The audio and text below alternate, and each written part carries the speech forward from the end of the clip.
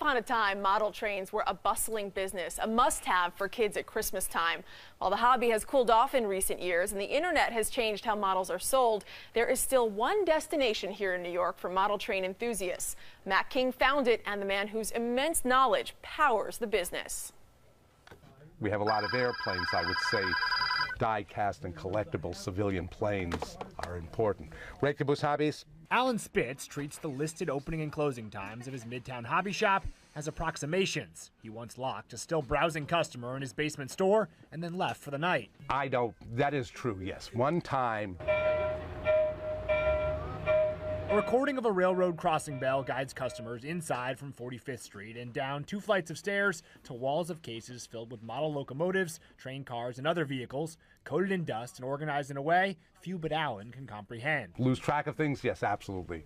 The other day, that was there all the time. From the underground where Ma Webster, the matriarch of the hobby industry, held court from a full-size Pullman car nearly 70 years ago, Alan now runs what he deems the only remaining full-line hobby shop in Manhattan. On this block at the high water mark, there were 4 stores selling nothing but model trains. Today, guys like Mel Hazen, who started playing with model trains in 1948, pilgrimaged the Red Caboose from Jacksonville, Florida, just to buy $400 of train books from Alan. I have a whole room full of trains, and I've got 6 hanging from the ceiling in the dining room that I can run when I have time. Holiday train shows like the one at Grand Central bring Alan a younger generation of railroaders.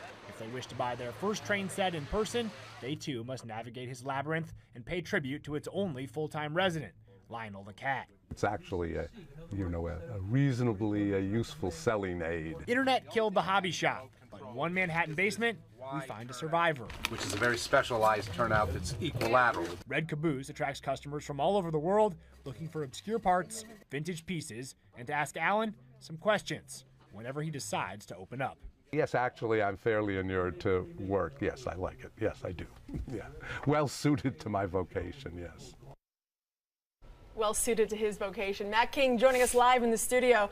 Alan is such an interesting guy. How did you find him? One of my friends works in advertising, and she needed a model train set for a shoot, and there's only one place left to go, and she said, you need to go and meet this man and do something with him. So you traveled those 2 flights down the steps and really found an international destination. What is it like to be there? This is a good example of one of those things that because you don't collect trains and I don't collect trains, we might not think it's that popular, but while we were there, it was a non-stop flow of people, and there's not room for a lot of people down there. There's room for about 3 people, and it was just packed. Did you meet anybody from outside the U.S. while you were there? Some Brazilians, some Italians. I guess Brazil is the nationality that's sort of most into this, I guess.